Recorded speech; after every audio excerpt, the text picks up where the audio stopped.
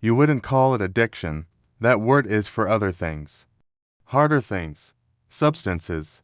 Behaviors with obvious consequences. Not for the way you feel about a person. Not for something that started as love. So, let's not call it addiction yet. Let's just describe it. The first thing you think about in the morning. The last thing occupying your mind at night.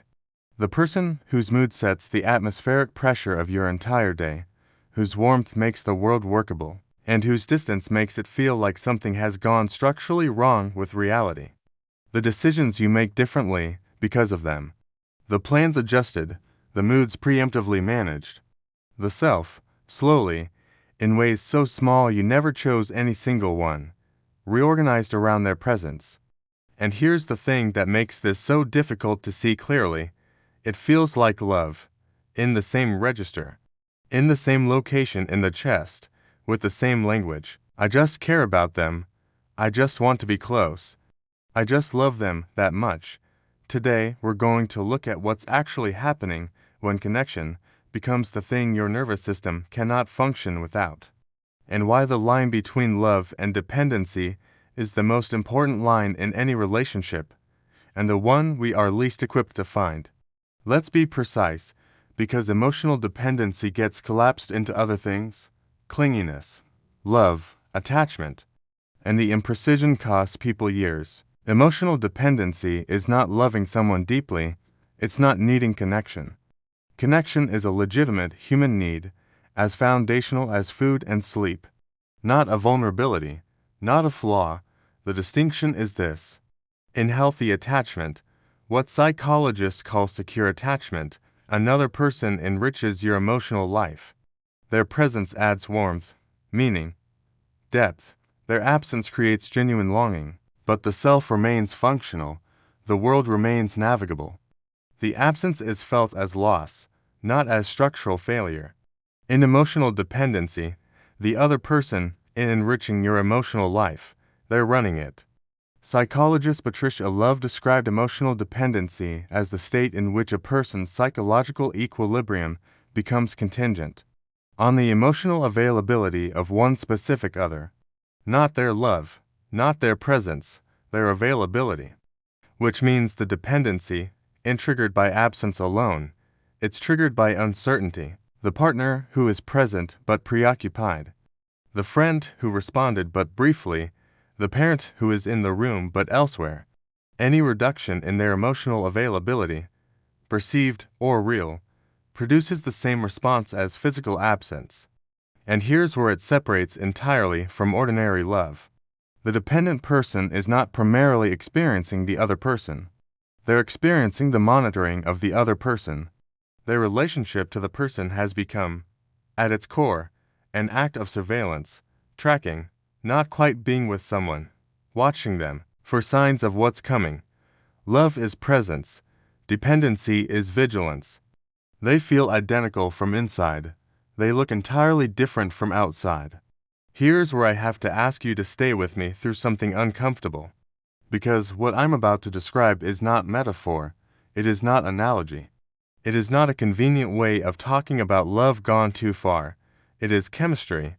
In 2010, neuroscientist Helen Fisher at Rutgers University scanned the brains of people who described themselves as intensely, painfully in love, specifically people experiencing the early, obsessive phase, and people experiencing romantic rejection. What she found changed how we understand human attachment entirely. The brain regions activated by intense romantic love, specifically the ventral tegmental area and the caudate nucleus, the core machinery of the brain's reward system, were identical to the regions activated in cocaine users shown cocaine-related cues. The same circuit, not similar, not adjacent, the same. But it goes further, because Fisher's research also found that rejection, the loss of the person who had become the source of that reward, activated the brain's pain processing centers with the same intensity as physical injury.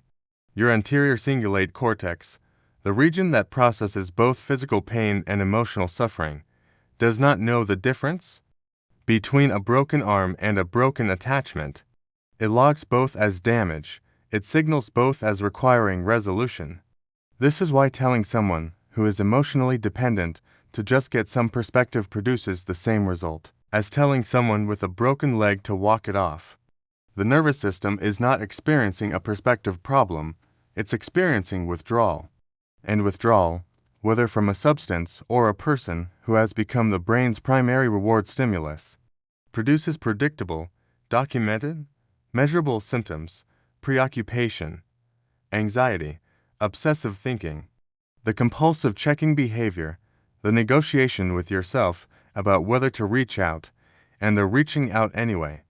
The relief when contact is made, lasting minutes before the monitoring resumes. Emotional dependency doesn't emerge in adulthood fully formed. It's learned in the first relationship, the one where the template for what love feels like, what it costs, what it requires, what it promises, was first installed.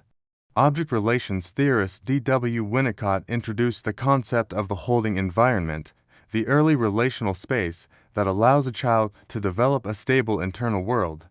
When that environment is sufficiently consistent, not perfect, sufficiently consistent, the child develops what Winnicott called object permanence, at the emotional level, not just the cognitive understanding that objects exist when unseen, but the felt sense that love persists, even in the absence of its demonstration, that the person who holds them remains holding, emotionally, even when the room is empty. When the holding environment is inconsistent, when love appears and withdraws on a schedule the child cannot predict or influence, something different develops. The child cannot build a stable internal representation of love as permanent, cannot develop the felt sense that love persists when undemonstrated, cannot internalize the holding, so they develop the only adaptive response available.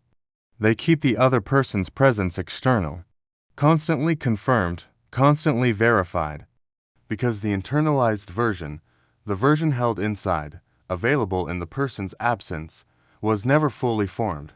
And that child becomes the adult who cannot tolerate emotional unavailability, who experiences a partner's ordinary need for space as existential threat, who cannot regulate their nervous system without external confirmation that the connection is still there, not because they are weak, because they never had the conditions to build the internal holding capacity that secure people take for granted. They take for granted because they built it without knowing they were building it. You didn't get to build it because the raw materials weren't reliably available, and incomplete constructions can be completed later, with different materials, through different experiences, but not by finding someone whose constancy can finally hold you from the outside. That has been tried extensively. The outside constancy collapses under the weight of what it's being asked to replace. The person who is emotionally dependent does not set out to damage the relationship.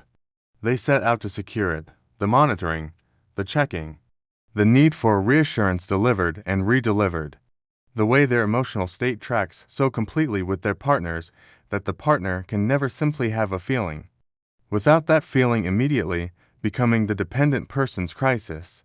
All of it aimed at one thing: keeping the connection intact. Psychologist Sue Johnson documented what she called the protest cycle in distressed relationships. One partner, feeling the attachment threat, escalates their contact and confirmation seeking. The other partner, experiencing that escalation as overwhelming, creates distance to regulate their own nervous system. The distancing reads to the pursuing partner as confirmation of abandonment, triggering more protest, more escalation, which produces more withdrawal. The cycle spins. Neither person is wrong, exactly. Both nervous systems are doing exactly what they were built to do, and the relationship is slowly consumed by a dynamic that began as the desire to stay close. Here's what dependency costs the person being depended on. They stop being a person, they become a function. The function of regulation, the function of emotional supply. Their presence is not enjoyed, it's consumed. Their warmth is not received, it's processed for reassurance. Their bad days are not allowed to simply be bad days because a bad day in the dependent upon person sends seismic waves through the dependent one's entire nervous system. And eventually, not cruelly, not deliberately, they start to leave. Not all at once. In the same way you became dependent, one small withdrawal at a time.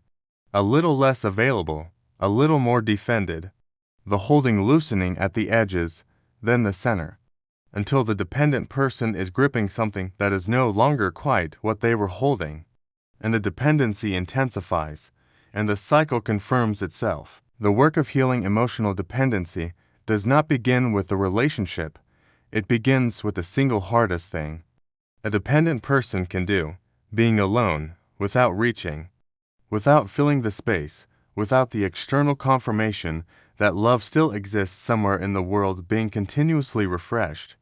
And before you say you've tried that, I want to be specific about what the work actually is. Because tolerance of aloneness is not the same as healing dependency. Sitting alone while mentally rehearsing conversations, monitoring an imagined version of the person's emotional state, or simply enduring the minutes until contact is possible again, that's not the practice. The practice is making genuine contact with your own interior. Psychiatrist and attachment researcher John Bowlby described the capacity he called autonomous functioning, the ability of the self to remain emotionally organized without relying on an attachment figure's physical or emotional presence. He was clear that this capacity is not innate, it is built. Through the gradual, repeated experience of being with yourself, of having an emotional state and staying with it, processing it, emerging from it, without outsourcing its management to another person.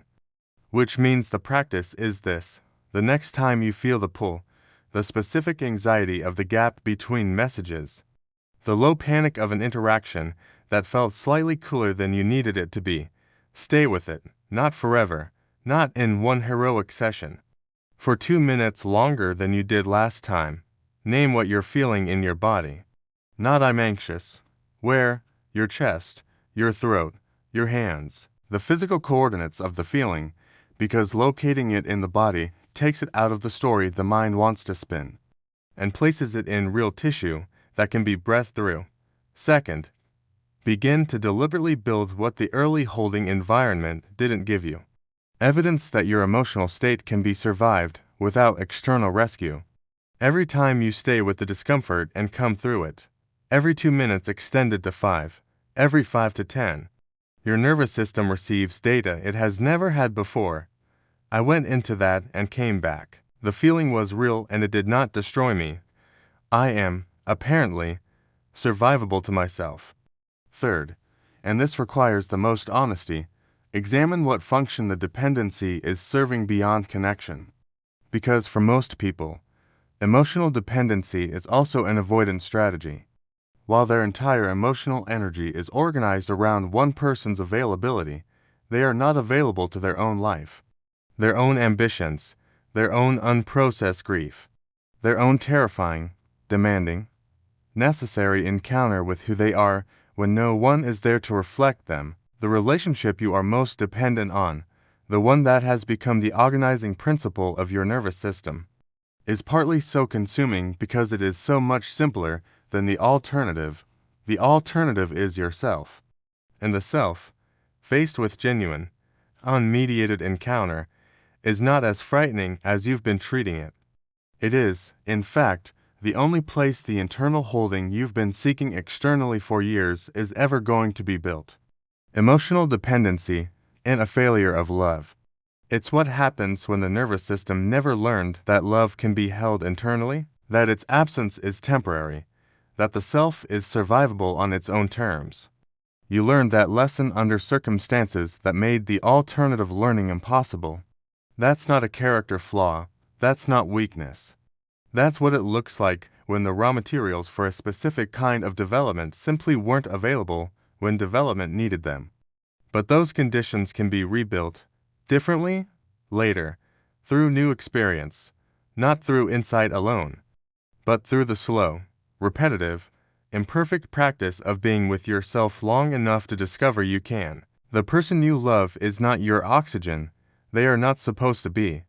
That is too much to ask of any human being, and somewhere underneath the dependency, you already know that. What you're looking for, the thing that feels like it's located in them, has always been located in you. It was just never quiet enough to find. If this describes something you've been living inside without having a name for it, share it with someone still in the middle of it. Sometimes the most useful thing you can give someone is language for something they couldn't articulate. We'll see you in the next one.